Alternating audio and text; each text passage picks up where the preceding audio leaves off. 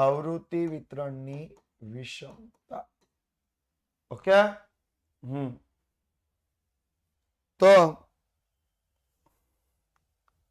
જો આગળ વાત કરીએ તો નિદર્શન પદ્ધતિઓ અને નિદર્શનની પ્રાથમિક સમજ. પહેલા તો આમાંથી કેટલાને ખબર નિદર્શ એટલે શું? આપણે આગળ ભણી ગયા. નિદર્શ કોને નિદર્શ કહેવો? ઘણા બધાને આપણને પ્રશ્ન થાય નિદર્શન એટલે શું, નિદર્શન પદ્ધતિઓ એટલે શું? પણ મારો પહેલો પ્રશ્ન એ છે કે નિદર્શ એટલે શું? તો નિદર્શ એટલે શું થશે? તો કે નિદર્શ એટલે આજે આપણે સમજશું, સમષ્ટિ અને નિદર્શ સમજશું, નિદર્શનના પ્રકાર વિશે જાણીશું, નિદર્શન શા માટે જરૂરી છે એ નિદર્શનની જરૂરિયાત વિશે જાણીશું, આદર્શ નિદર્શ કેવો હોય એના લક્ષણો જાણીશું, અને નિદર્શનું કદ નક્કી કરતી વખતે ધ્યાનમાં રાખવાના મુદ્દા વિશે જાણીશું. આ આપણું ચેપ્ટર 7 છે, સમષ્ટિ અને નિદર્શ. તો જો અંદર ધ્યાન આપીએ તો શરૂઆત કરીએ સમષ્ટિ અને નિદર્શમાં. તો પહેલું તો સમષ્ટિ, કોઈ પણ પ્રશ્નના અભ્યાસ હેઠળ આવતી તમામ વસ્તુઓ કે એકમોના સમૂહને શું કહેવામાં આવે છે? સમષ્ટિ કહેવામાં આવે છે. તમે દાખલા તરીકે એક વર્ગમાં ભણતા વિદ્યાર્થીઓનો અભ્યાસ કરો તો એ પણ એક પ્રકારની શું છે? સમષ્ટિ. તમે એક ક્લાસરૂમમાં ભણતા વિદ્યાર્થીઓના પરીક્ષાના માર્ક્સનો અભ્યાસ કરો તો પણ એક પ્રકારની શું છે? સમષ્ટિ. ઓકે. તો કોઈ પણ પ્રશ્નના અભ્યાસ હેઠળની તમામ વસ્તુઓ કે એકમોના સમૂહને શું કહેવામાં આવે છે? સમષ્ટિ કહેવામાં આવે છે. કોઈ પણ પ્રશ્નના અભ્યાસ હેઠળની તમામ વસ્તુઓ કે એકમોના સમૂહને આપણે શું કહીશું? સમષ્ટિ કહેવામાં આવે છે. અને નિદર્શની જો વાત કરીએ તો સમષ્ટિમાંથી અમુક ચોક્કસ ધોરણ, એટલે એક ચોક્કસ પદ્ધતિ, ધોરણ કે પદ્ધતિ વડે પસંદ કરાયેલા સમષ્ટિના એકમોને શું કહેવામાં આવે છે? નિદર્શ. ફરીથી એક વખત કહી દઉં, સમષ્ટિ કોને કહેવાય? તો કે કોઈ પણ પ્રશ્નના અભ્યાસ હેઠળની તમામ વસ્તુઓ કે એકમોના સમૂહને શું કહેવાય છે? સમષ્ટિ કહેવાશે. એટલે દાખલા તરીકે એક વર્ગખંડમાં ભણતા કુલ વિદ્યાર્થીઓ, એને શું કહીશું? સમષ્ટિ.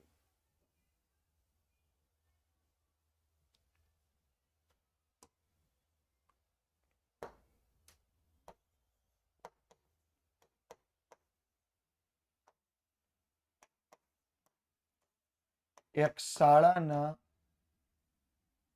કુલ વિદ્યાર્થીઓ.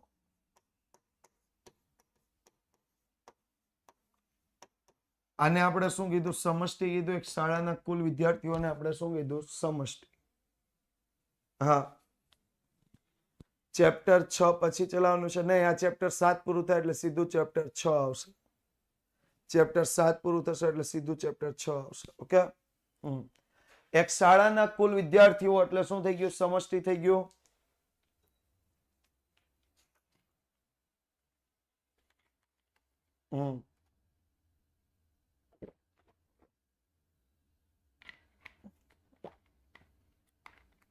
જ્યારે નિદર્શ કોને કહેવાય? તો અમુક ચોક્કસ ધોરણ કે પદ્ધતિ વડે પસંદ કરાયેલા. તો એનું ઉદાહરણ લેવું હોય તો શાળાના દરેક વર્ગના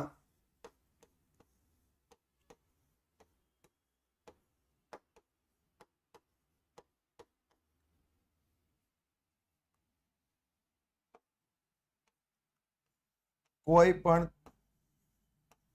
5 વિદ્યાર્થી.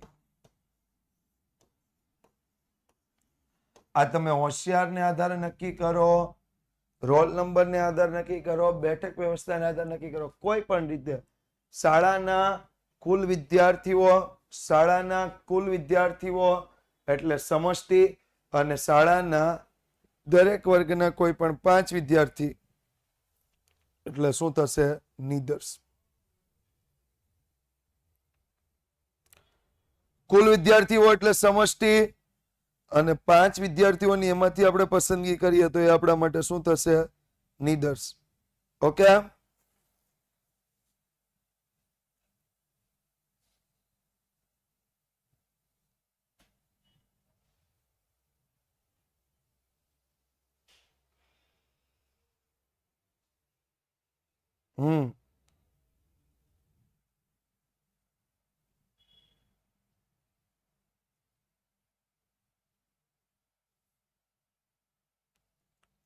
ડન. સર આના એક મિનિટ. આના સિવાય બીજું એક્ઝામ્પલ લખે ચાલે? હા, કાંઈ પણ ચાલે.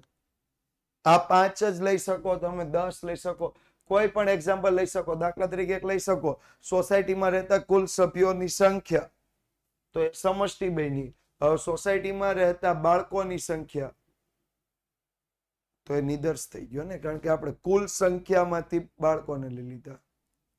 ઓકે, ચાલો આગળનો કોન્સેપ્ટ જોઈએ, નિદર્શનના પ્રકાર.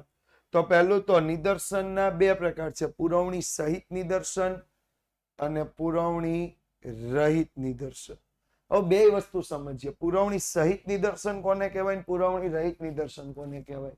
તો કે સમષ્ટિમાંથી નિદર્શ પસંદ કરતી વખતે જો નિદર્શના દરેક એકમની પસંદગી તેના અગાઉ પસંદ થયેલા એકમને સમષ્ટિમાં પરત કરીને કરવામાં આવે તો તેને પુરવણી સહિત કહેવાય.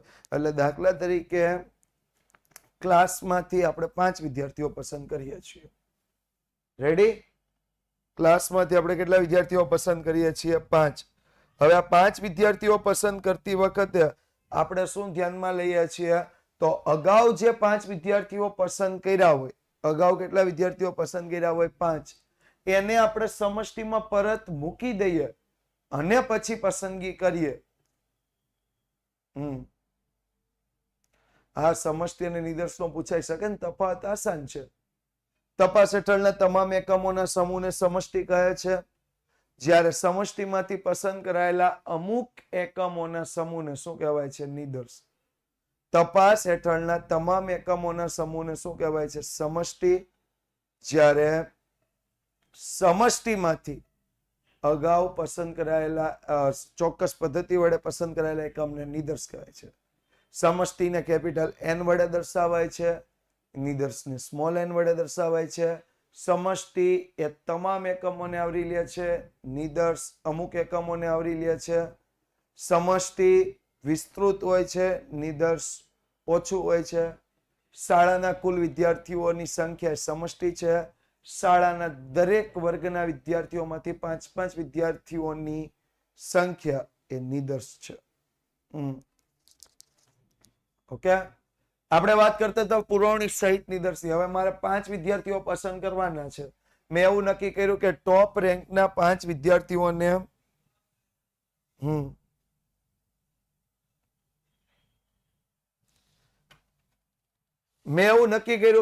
ટોપ રેન્કના 5 વિદ્યાર્થીઓની જ્યારે પસંદગી કરવામાં આવે, ટોપ રેન્કના 5 વિદ્યાર્થીઓની જ્યારે પસંદગી કરવામાં આવે, હવે આ ટોપ રેન્કના 5 વિદ્યાર્થીઓ માટે જો એ આપણા માટે શું બનશે? સમષ્ટિ. એ આપણા માટે શું બની? સમષ્ટિ. Okay, sorry, નિદર્શ. 5 પસંદગી થઈ ગઈ.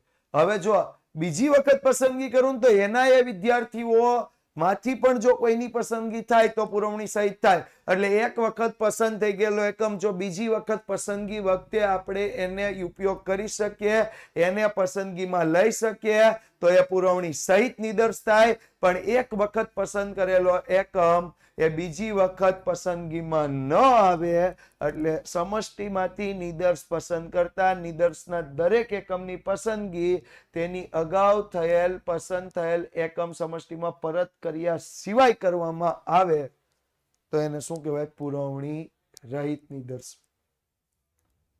સહિત કોને કહેવાશે? તો કે એક વખત જે એકમ પસંદ થઈ ગયો એને ફરીથી નિદર્શમાં મૂકી અને પસંદગી કરવામાં આવે તો એને પુરવણી સહિત કહેવાય. અને એક વખત જે એકમ પસંદ થઈ ગયો એને સમષ્ટિમાં પરત મૂક્યા સિવાય બાકીના વધેલા એકમમાંથી નિદર્શની પસંદગી કરવામાં આવે તો એને પુરવણી રહિત કહેવાય. એક્ઝામ્પલ તરીકે 70 વિદ્યાર્થીઓનો ક્લાસ છે. જો 70 માંથી 5 ની પસંદગી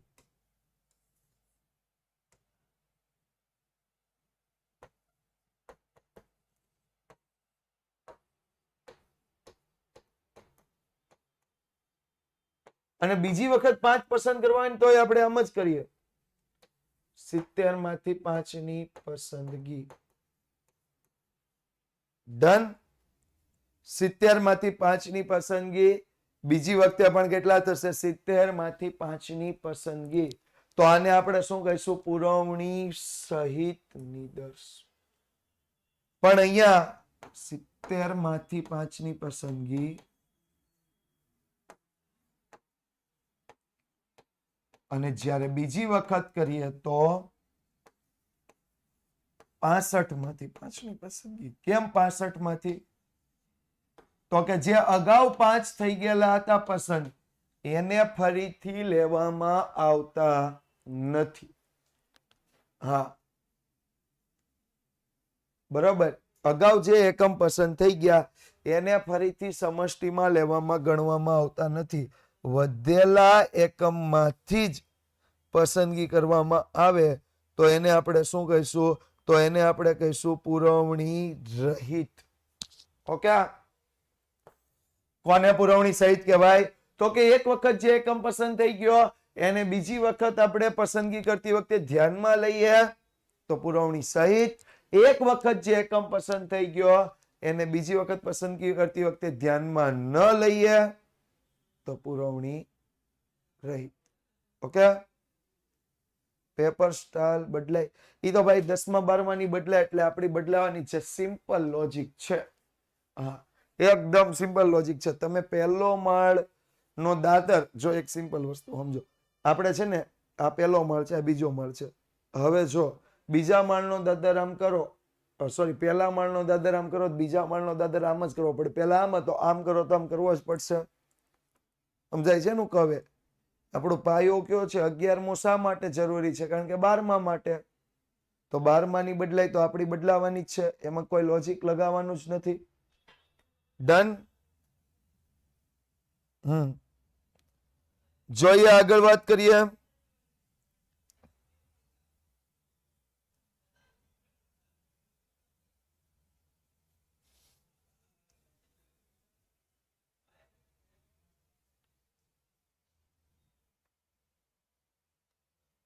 આગળ વાત કરીએ તો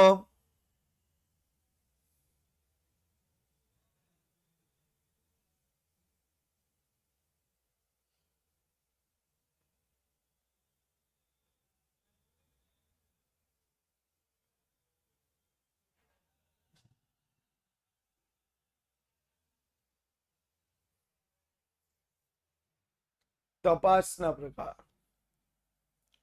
હવે સિમ્પલ વસ્તુ છે. તપાસના પ્રકાર કોને કહેવાય? તો સમષ્ટિના બધા એકમોની માહિતી મેળવવામાં આવે તેને સમષ્ટિ તપાસ કહેવાય છે. ઓકે. સમષ્ટિના બધા એકમોની માહિતી મેળવવામાં આવે તો એને શું કહેવાય? સમષ્ટિ તપાસ કહે છે. સમષ્ટિના બધા એકમોની માહિતી મેળવવામાં આવે તો એને શું કહેવાય? સમષ્ટિ તપાસ. જ્યારે નિદર્શના તમામ એકમોની માહિતી મેળવવામાં આવે તો નિદર્શ એકમોની તપાસ કરી માહિતી એકત્રિત કરવામાં આવે છે તે રીતને નિદર્શ તપાસ કહે. જો સમષ્ટિના તમામ એકમોની માહિતી મેળવવામાં આવે તો એ સમષ્ટિ તપાસ છે. નિદર્શના તમામ એકમોની માહિતી મેળવવામાં આવે તો એ નિદર્શ તપાસ છે. હું એક ફરીથી કહી દઉં, શાળાના કુલ વિદ્યાર્થીઓની તપાસ કરીને માહિતી મેળવવામાં આવે કયો વિદ્યાર્થી ભણવામાં કેવો છે, કયા વિદ્યાર્થીને કયો રોગ છે, કયો વિદ્યાર્થી કયા વિસ્તારમાં રહેલો છે, આ તમામ પ્રકારની માહિતીની સમષ્ટિ શાળાના કુલ વિદ્યાર્થીઓની કરવામાં આવે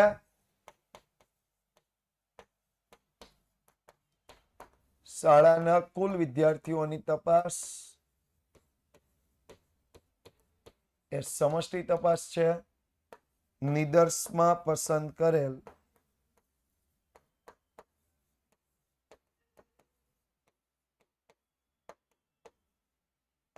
અમુક વિદ્યાર્થીની તપાસ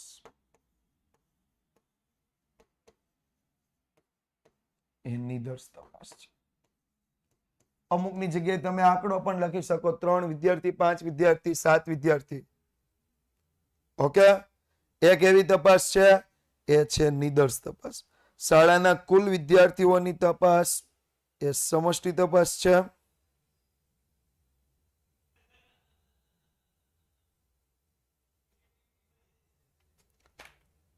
અને એમાંથી અમુક જે વિદ્યાર્થીઓ પસંદ થઈ ગયા હોય એની જ્યારે પસંદ કરવામાં એની તપાસ કરવામાં આવે તો એ નિદર્શ તપાસ છે. સમષ્ટિ તપાસ શાળાના કુલ વિદ્યાર્થીની તપાસ, નિદર્શ તપાસ અમુક પસંદ કરાયેલા નિશ્ચિત વિદ્યાર્થીની તપાસ.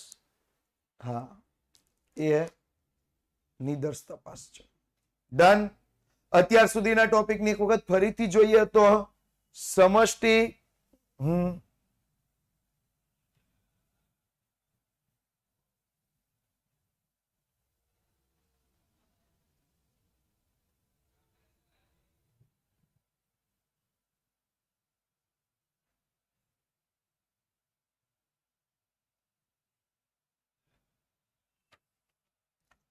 Okay.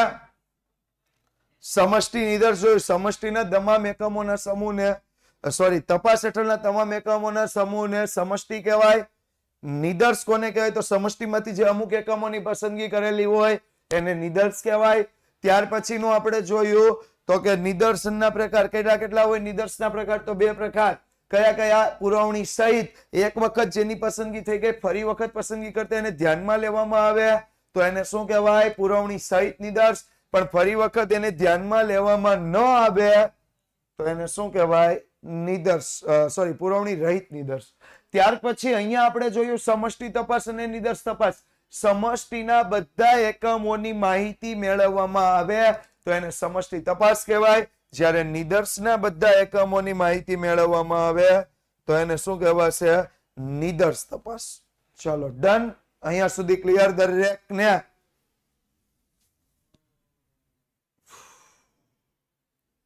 Okay, good good good. આગળ વધ્યા? કેટલા લોકો હાજર છે?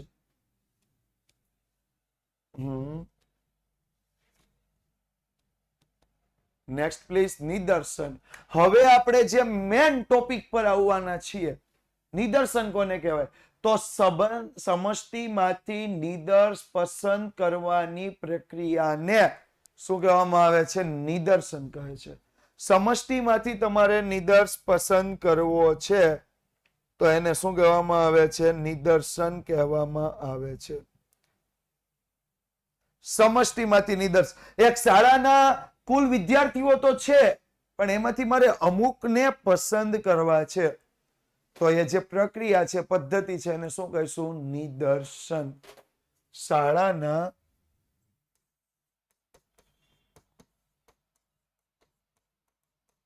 કુલ વિદ્યાર્થીમાંથી અમુક વિદ્યાર્થી પસંદ કરવાની પ્રક્રિયા. ખાસ હું શબ્દ ઉપર ભાર આપું છું, પ્રક્રિયા. ખાસ શબ્દ ઉપર ભાર આપું છું, પ્રક્રિયા. પ્રક્રિયાને શું કહેવાશે? નિદર્શન. શું કહેવાશે? નિદર્શન. જે આપણી પદ્ધતિ છે નિદર્શ પસંદ કરવાની એને શું કહેવાશે? નિદર્શન. બરોબર? પદ્ધતિને શું કહેવાશે? નિદર્શન. તો જો અહીંયા ધ્યાન આપો તો નિદર્શનની જરૂરિયાત શા માટે છે? તો નીચેના સંજોગોમાં નિદર્શ તપાસ કરવામાં આવે છે. કયા સંજોગોમાં નિદર્શ તપાસ થાય? તો આપણને પહેલું આપ્યું છે નિદર્શ તપાસ કરવાની જરૂરિયાત જ્યારે સમષ્ટિની સંખ્યા કેવી હોય? ખૂબ મોટી હોય. એક જ મિનિટ, હું આને સેજ હટાવી લઉં છું. Then you can also see full time.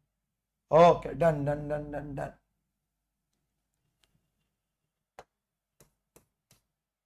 સમષ્ટિની સંખ્યા કેવી હોય? ખૂબ મોટી હોય. એટલે સમષ્ટિ ખૂબ મોટી હોય તો આપણે કેવી તપાસ કરવી પડે? તો આપણે ફરજિયાત નિદર્શ તપાસ કરવી પડે. તમને એવું કીધું હોય 5 લાખ લોકોની તપાસ કરવાની છે, તમે આસાની તપાસ કરી શકો ખરા? હા યા ના? નહીં. તો આપણે શું કરવું પડશે? 5 લાખમાંથી 5000 ને આઈડેન્ટિફાઈ કરવા પડશે કે હું આ 500 ની તપાસ કરીશ અથવા 5000 ની તપાસ કરીશ. Okay, next one. ભૌગોલિક દ્રષ્ટિએ સમષ્ટિનો વ્યાપ કેવો હોય છે? વધુ હોય. ભૌગોલિક દ્રષ્ટિએ એટલે એક અહીંયા અમેરિકામાં હોય, એક અહીંયા ભારતમાં હોય, એક ગુજરાતમાં હોય, એક તમિલનાડુમાં હોય, એક શ્રીલંકામાં હોય, એક ન્યુઝીલેન્ડમાં હોય. આવી રીતે ભૌગોલિક દ્રષ્ટિએ વ્યાપ કેવો હોય છે? વધારે હોય. ભૌગોલિક દ્રષ્ટિએ વ્યાપ વધુ હોય. તો શું કરવું પડશે? નિદર્શન. શું કરવું પડશે? નિદર્શન.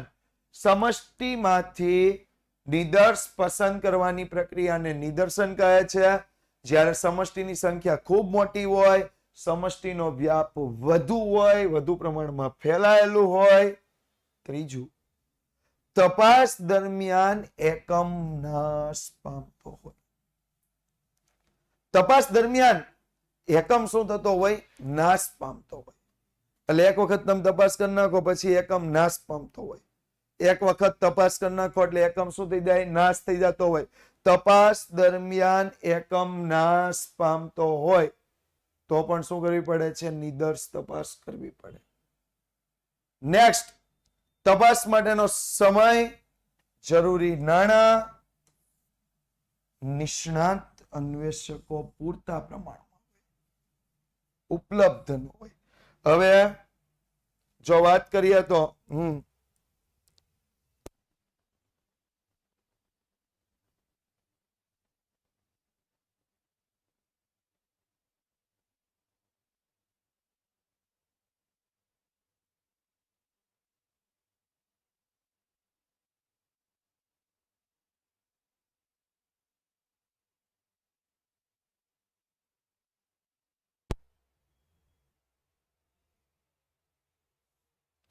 ચાલો, તપાસ દરમિયાન સમય ઓછો હોય, જરૂરી નાણાં કેવા હોય? ઓછા હોય, નિષ્ણાત અન્વેષકો પૂરતા પ્રમાણમાં ઉપલબ્ધ ન હોય. સર ચેપ્ટર 3 નું એક્ઝામ્પલ આપો ને. ત્રીજાનું એક્ઝામ્પલ, એકમ નાશ પામતો હોય. એકમ નાશ પામતો હોય એટલે દાખલા તરીકે તમે કોરોના દરમિયાન તપાસ કરવા ગયા તો આપણે એક સાથે ફટાફટ કરવી પડે ને. નહીતર શું થાય? અમુક વ્યક્તિઓ ડાયરેક્ટ એનું મૃત્યુ થાય. મોટા પ્રમાણમાં વ્યક્તિ હોય એનું શું થઈ જાય? મૃત્યુ થઈ જાય. Okay, done.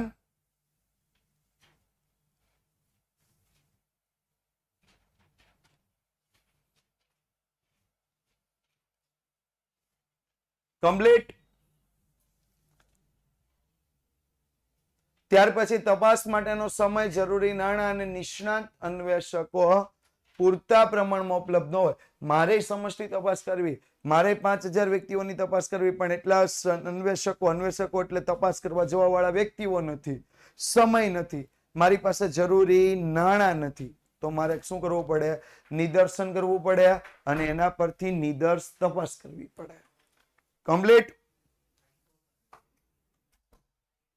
ક્લિયર?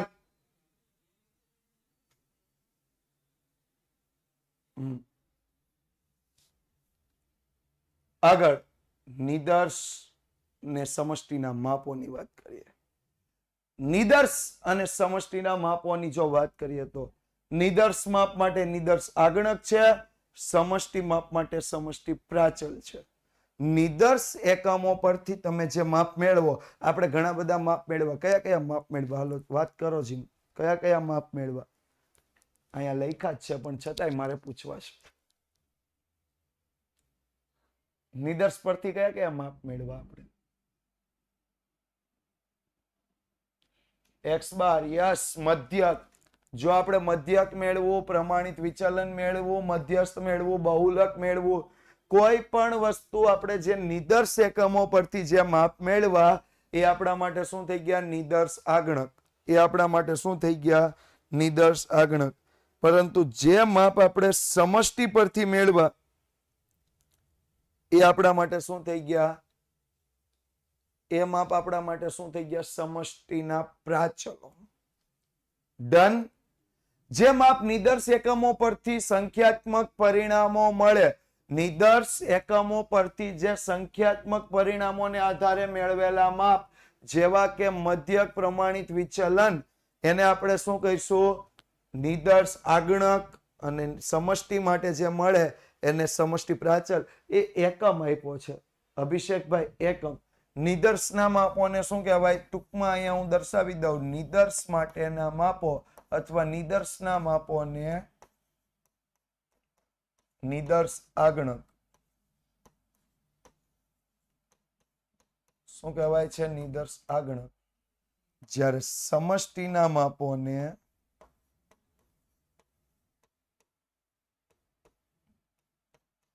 સમષ્ટિ પ્રાચલ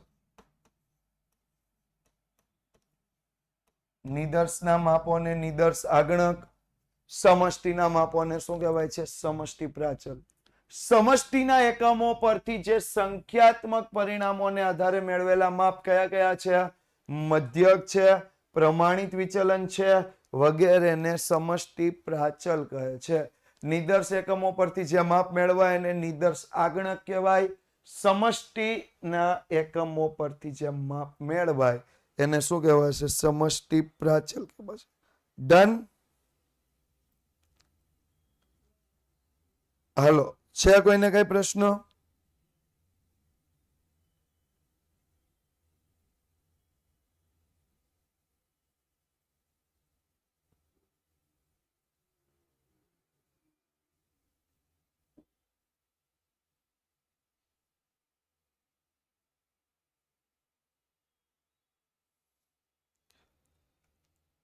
ઓકે અહીંયા સુધી કમ્પ્લીટ આગળ વધ્યા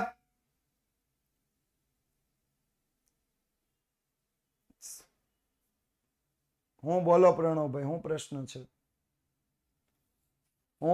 છે પ્રણવભાઈ કાંઈ નથી ને તો આગળ વધો હાલો હવે નેક્સ્ટ છે આદર્શ નિદર્શના લક્ષણો કેવો નિદર્શ આદર્શ કહેવાય તો આદર્શ નિદર્શ નીચેના લક્ષણો ધરાવતો હોય છે પહેલા તો સમષ્ટિનું યોગ્ય પ્રતિનિધિત્વ ધરાવતો હોવો જોઈએ સમષ્ટિનું યોગ્ય પ્રતિનિધિત્વ એટલે જેવા જેવા એકમ સમષ્ટિમાં હોય એવા દરેક એકમ નિદર્શમાં હોવા જોઈએ દાખલા તરીકે એક વર્ગખંડમાં આપણે 5 વિદ્યાર્થીઓની પસંદગી કરીએ તો 5 5 કઈ હોશિયાર જ હોય એવું જરૂરી છે આખો વર્ગ કઈ હોશિયાર હોય એવું જરૂરી ખરું યસ ઓર નો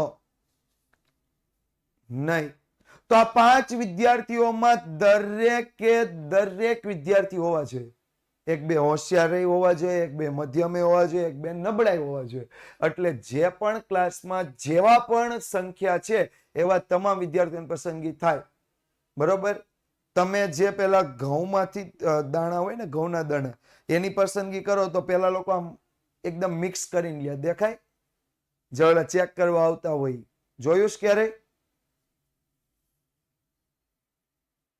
જોયું છે ને હા એ લોકો આ મિક્સ કરે પછી જોવે ચેક કરે કારણ કે મિક્સ કરવાથી તમામ પ્રકાર આવી જાય સારાય આવી જાય ખરાબે આવી જાય મધ્યમે આવી જાય એટલે સમષ્ટિમાંથી નિદર્શ આપણે એવો પસંદ કરવાનો કે સમષ્ટિનું યોગ્ય પ્રતિનિધિત્વ ધરાવતો હોવો જોઈએ સમષ્ટિનું શું ધરાવતો હોવો જોઈએ યોગ્ય પ્રતિનિધિત્વ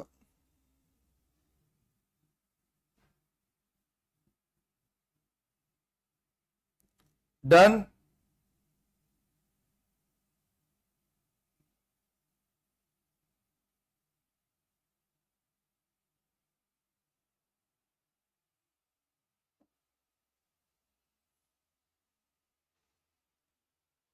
બીજું આગળ જો આપણે વાત કરીએ તો તેની પસંદગી કોઈ પણ જાતનો પૂર્વગ્રહ કે પક્ષપાત વગર થવી જોઈએ એટલે પસંદગી યાદચ્છિક રીતે થવી જોઈએ કે આને પસંદ કરી જ લેવો અને આને પસંદ ન જ કરવો એવી પસંદગી હોવી જોઈએ નહીં તેની પસંદગી કોઈ પણ જાતનો પૂર્વગ્રહ કે પક્ષપાત વગર થવી જોઈએ યાદચ્છિક થવી જોઈએ યાદચ્છિક કોને કહેવાય કે જેમાં કોઈ પણ અગાઉથી નક્કી ન થયું હોય એને યાદચ્છિક કહેવાય દાખલા તરીકે ધોરણ 11 માં અભ્યાસ કરતા 100 વિદ્યાર્થીઓમાંથી 3 ની પસંદગી કરવી હોય તો 100 ના રોલ નંબર બનાવીએ અને એક ચિઠ્ઠી બનાવીએ એને એક બોક્સમાં રાખીએ અને એમાંથી કોઈ પણ 3 ચિઠ્ઠી ઉપાડી લઈએ અગાઉથી નક્કી હતું યસ ઓર નો તો નહીં આપણે 100 ની ચિઠ્ઠી બનાવી ને, આપણે 100 ની ચિઠ્ઠી બનાવી, એને એક બોક્સમાં નાખી, એમાંથી 3 ઉપાડી લીધી, તો એ કેવી પસંદગી થઈ? પૂર્વગ્રહ કે પક્ષપાત વગર. પણ હું બોલીને કહી દઉં, હાલે તું વઈ આય, તું વઈ આય, તું વઈ આય, તો મેં શું કર્યું કે ભાઈ ક્યારેક હું પૂર્વગ્રહ પક્ષપાત બી કરીશ ને, કારણ કે મારે જેને લેવા નતા એને હું લઈશ, અથવા મારે જેને લેવાના ન હતા એને હું નહીં લઉં. એટલે આવો પૂર્વગ્રહ કે પક્ષપાત બિલકુલ હોવો જોઈએ નહીં. પૂર્વગ્રહ કે પક્ષપાત વગર. નેક્સ્ટ, તો તેની પસંદગી સમયના એક જ ગાળામાં હોવી જોઈએ. તેની પસંદગી, તેના બધા એકમોની પસંદગી સમયના એક જ ગાળામાં થયેલી હોવી જોઈએ.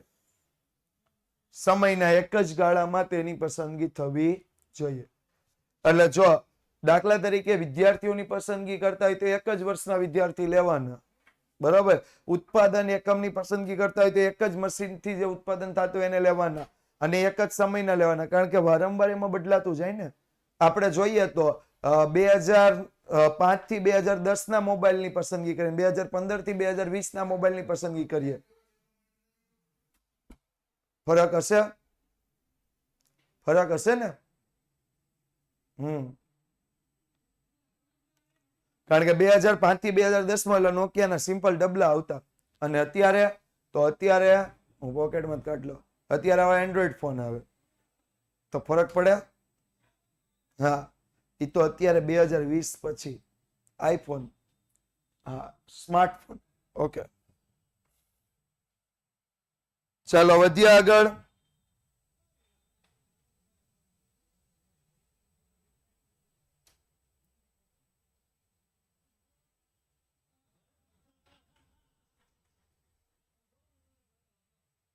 ચાલો, તેના એકમોની પસંદગી નિરપેક્ષ હોવી જોઈએ. નિરપેક્ષ એટલે કેવી પસંદગી? કોઈના પર આધારિત ન હોય કે આની પસંદગી થાય તો જ આની પસંદગી થાય, એવું હોવું જોઈએ નહીં. ઓકે.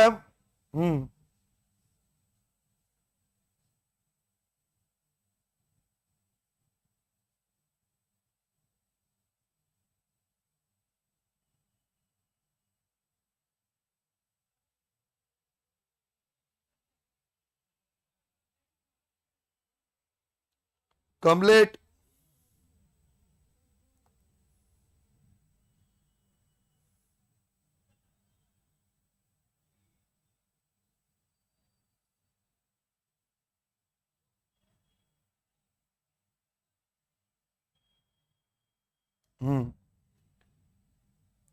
અને છેલ્લું, તેનું કદ યોગ્ય હોવું જોઈએ. કદ યોગ્ય હોવું એટલે શું? 500 માંથી પસંદગી કરવાની હોય ને તો 50 સુધી કરાય, પણ 500 માંથી 250 ની પસંદગી કરી લે તે નિદર્શ કહેવાય ખરો? નો કહેવાય ને? નહીં. એટલે કદ યોગ્ય પ્રમાણમાં પસંદ કરવું, સમષ્ટિના કદને ધ્યાનમાં રાખીને નિદર્શનું કદ પસંદ થયેલું હોવું જોઈએ. ઓકે.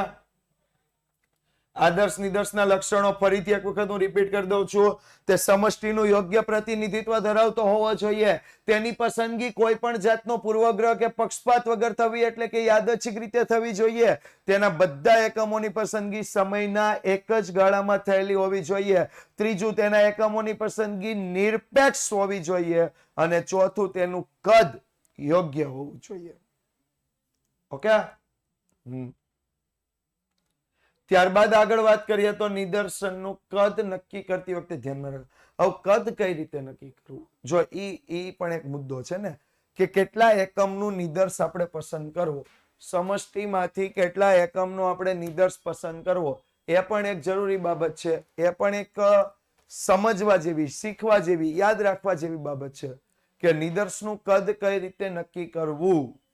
તો નિદર્શનું કદ નક્કી કરતી વખતે પહેલી બાબત શું ધ્યાનમાં રાખવાની? તો પહેલો જ મુદ્દો, તપાસનો હેતુ. આપણે શા માટે તપાસ કરીએ છીએ? પહેલું તો આપણે હેતુ જોવાનો. જો હેતુ કંઈક વિસ્તૃત હોય, વિશાળ હોય, કંઈક ઉપયોગી હોય, તો આપણે કદ થોડુંક મોટું રાખવાનું. એટલે 50 માંથી 15 ને કેવા પસંદ કરવાનું. એક તો તપાસનો હેતુ થઈ ગયો. તપાસના હેતુને આધારે પસંદગી કરવામાં આવે છે. તપાસના હેતુને આધારે શું કરવામાં આવે છે? પસંદગી કરવામાં આવે છે. ઓકે.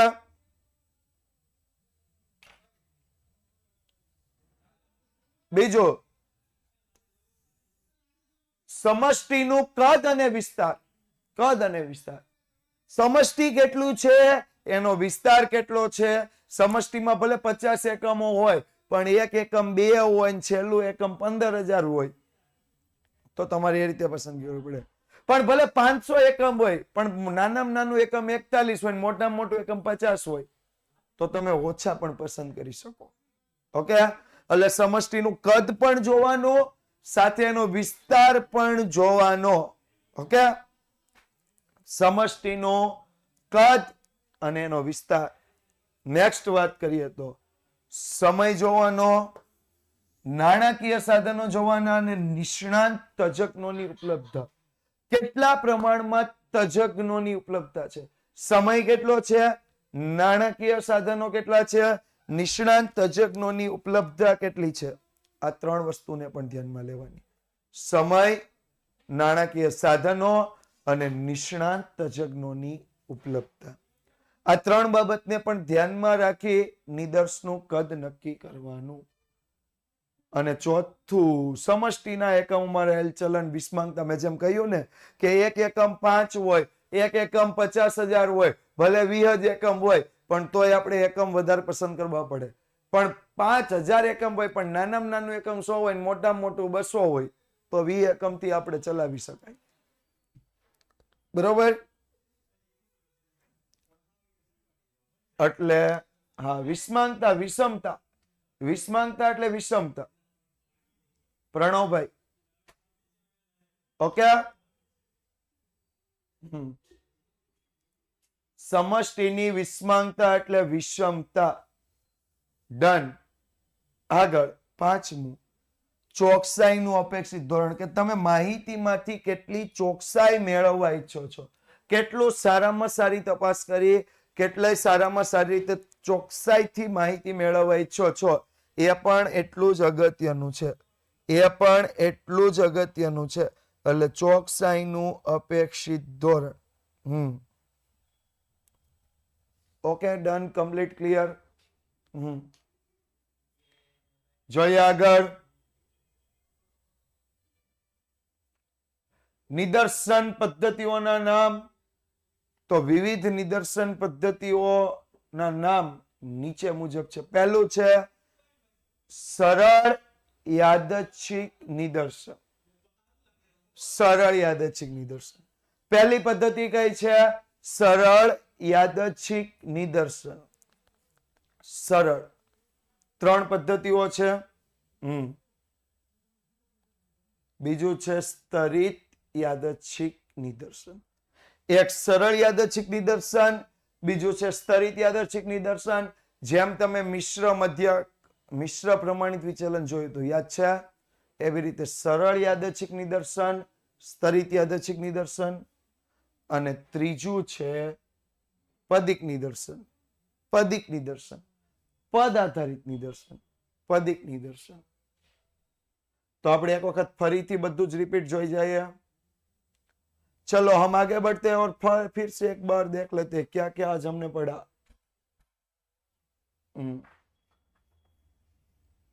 तो આજે આપણે જોયું સમષ્ટિ અને નિદર્શ. કોને કહેવાય સમષ્ટિ અને નિદર્શ? નિદર્શનના પ્રકાર. નિદર્શનના પ્રકાર કેટલા હતા? નિદર્શ અને નિદર્શનની જરૂરિયાત. નિદર્શ શા માટે કરવાનું? હા, કેમ છો? મજામાં?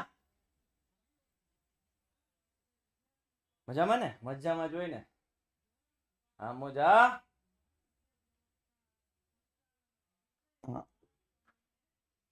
એકદમ મજામાં, એકદમ. હું કેતો ખબર, આંકડા શાસ્ત્ર ભણતા ને સંભાવના ભણતા તો કેતો કે આવશે એમ.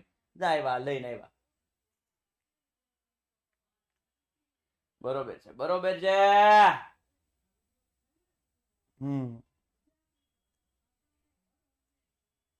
ચાલો ચાલો પૂરું કરવાનું છે ને મારે પૂરું lecture છે હો કરો, પછી મારે પૂરું કરવાનું જ છે. તો ભલે બાકી હા. બીજે ક્યાંક આવું નિદર્શન અને નિદર્શનની જરૂરિયાત.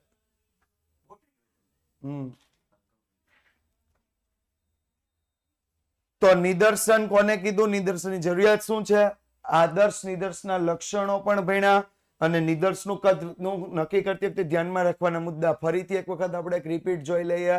સમષ્ટિ કોને કહેવાય, તો આંકડાશાસ્ત્રમાં અભ્યાસ હેઠળની તમામ વસ્તુઓને સમષ્ટિ, એમાંથી અમુક એકમને પસંદ કરી લઈએ તો એને શું કહેવાશે, નિદર્શ. તમામ એકમોને સમષ્ટિ કહેવાય, અમુક એકમને શું કહેવાશે, નિદર્શ. બીજું આપણે જોયું નિદર્શનમાં બે પ્રકાર કયા કયા, પુરવણી સહિત અને પુરવણી રહિત. જો 70 માંથી 5 ની પસંદગી થાય, બીજી વખત પણ 70 માંથી 5 ની પસંદગી થાય તો પુરવણી સહિત. પણ પહેલી વખત 70 માંથી 5 ની થાય, ફરી એને ધ્યાનમાં રાખ્યા વગર 65 માંથી 5 ની પસંદગી કરવામાં આવે તો પુરવણી રહિત. નેક્સ્ટ વાત કરીએ તો તપાસના પ્રકાર, સમષ્ટિ તપાસ અને નિદર્શ તપાસ. સમષ્ટિ તપાસ કોને કહેવાય, તો સમષ્ટિના બધા એકમોની જ્યારે તપાસ કરવામાં આવે અને માહિતી મેળવવામાં એને સમષ્ટિ તપાસ કહેવાય. જ્યારે નિદર્શના બધા એકમોની તપાસ કરી અને માહિતી મેળવવામાં આવે એને નિદર્શ તપાસ કહેવાશે. નેક્સ્ટ વાત કરીએ તો સમષ્ટિમાંથી નિદર્શ પસંદ કઈ રીતે કરવાનો, તો નિદર્શન એટલે શું, તો કે સમષ્ટિમાંથી નિદર્શ પસંદ કરવાની જે પ્રક્રિયા છે, સમષ્ટિમાંથી નિદર્શ પસંદ કરવાની પ્રક્રિયાને નિદર્શન કહેવાય. એના માટે જરૂરિયાત આપી હતી કે સમષ્ટિમાં એકમોની સંખ્યા ખૂબ મોટી હોય, ભૌગોલિક દ્રષ્ટિએ વ્યાપ વધુ હોય, એકમ નાશ પામતા હોય, તપાસ માટે સમય, જરૂરી નાણાં અને નિષ્ણાંત અન્વેષકો પૂરતા પ્રમાણમાં ઉપલબ્ધ ન હોય. ત્યાર પછી આપણે જોયું તો નિદર્શના માપો.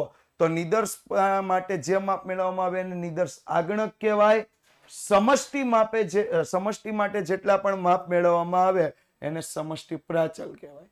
ત્યાર પછી આપણે જોયું તો આદર્શ નિદર્શના લક્ષણો, અને આ સૌથી અગત્યનો સવાલ 2 ગુણ માટેનો શું આવશે, સમષ્ટિનું યોગ્ય પ્રતિનિધિત્વ હોવું જોઈએ. બીજું આવશે કોઈ પણ પૂર્વગ્રહ કે પક્ષપાત વગર પસંદગી હોવી જોઈએ. ત્રીજું આવશે બધા પસંદગી એક જ સમયના ગાળામાં થયેલી હોવી જોઈએ. ચોથું આવશે તેના એકમોની પસંદગી નિરપેક્ષ હોવી જોઈએ. અને પાંચમું આવશે તેનું કદ યોગ્ય હોવું જોઈએ. અને ત્યારબાદ નિદર્શનું કદ. નિદર્શનું કદ ધ્યાનમાં રાખતી વખતે કયા કયા ધ્યાનમાં રાખવાના, તો કે તપાસનો હેતુ, સમષ્ટિનું કદ અને વિસ્તાર. સમષ્ટિમાં આપણે જેટલો સમય નિદર્શ માટે ફાળવી શકીએ એમ છે સમય, નાણાકીય સાધનોની નિષ્ણાંત તજજ્ઞોની ઉપલબ્ધતા, સમષ્ટિના એકમોમાં રહેલું ચલન અને ચોકસાઈનું અપેક્ષિત ધોરણ, કેટલી ચોકસાઈ મેળવવા માંગીએ છીએ. અને ત્યારબાદ સમષ્ટિમાંથી નિદર્શન કરવા માટેની નિદર્શ પદ્ધતિઓના નામ. તો નિદર્શ પદ્ધતિઓ 3 પ્રકારની છે, સરળ યાદચ્છિક નિદર્શન, બીજું છે સ્તરિત યાદચ્છિક નિદર્શન, ત્રીજું છે પદિક નિદર્શન. ઓકે.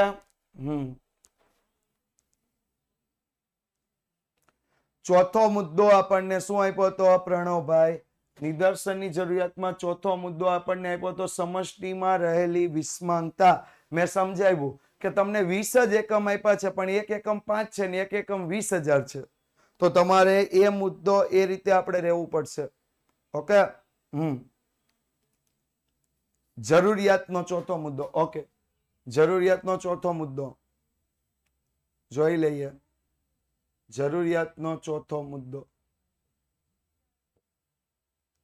તમને આપ્યો છે તપાસ માટેનો સમય, જરૂરી નાણાં અને નિષ્ણાંત અન્વેષકો પૂરતા પ્રમાણમાં ન હોય. હવે તમારે 5,000 વ્યક્તિઓની તપાસ કરવાની પણ 2 દિવસમાં કરવાની થઈ શકે નહીં. તમારે કરવાની છે 2 દિવસમાં જ કરવાની છે, કરવી છે, પણ એના માટે નાણાં ખર્ચવા પડે, વ્યક્તિઓ રોકવા પડે. બરોબર, તોય ન થાય. વ્યક્તિઓ રોકવા માટે નાણાં જોઈએ, નાણાં નથી. અને છેલ્લું, નાણાંય છે, સમય છે, પણ એ તપાસ કરી શકે એવા વ્યક્તિઓ નથી. આપણે જોયું ને પહેલા ચેપ્ટરમાં આગણક, એ આગણક નથી, તોય તપાસ થઈ શકે નહીં. એટલે નિદર્શનની જરૂરિયાત છે. સમષ્ટિ તપાસ ના થઈ શકે, ત્યાં આપણે કોની જરૂરિયાત ઊભી કરીએ છીએ, નિદર્શની. ડન. તો આ 5 સવાલ છે, લખવાના છે. સમષ્ટિ નિદર્શની વ્યાખ્યા, નિદર્શનના પ્રકાર, નિદર્શન એટલે શું અને એની જરૂરિયાત, આદર્શ નિદર્શના લક્ષણો અને નિદર્શનું કદ નક્કી કરતી વખતે ધ્યાનમાં રાખવાના મુદ્દા, આવતા લેક્ચર્સમાં આપણે સમજશું સરળ યાદચ્છિક નિદર્શન. સરળ યાદચ્છિક નિદર્શન આપણા નેક્સ્ટ લેક્ચરમાં આપણે સમજીશું. Okay, thank you so much. Vidyakul સાથે જોડાયેલા રહેજો. વિદ્યાકુલ ગુજરાતી યુટ્યુબ ચેનલ સાથે જોડાયેલા રહેજો. અમારી સાથે જોડાયેલા રહેજો. રેગ્યુલર અભ્યાસ કરતા રહેજો અને બેસ્ટ રિઝલ્ટ મેળવતા રહેજો. ફરીથી મળીએ છીએ સોમવારે સાંજે 5:15 વાગે. Okay, thank you so much.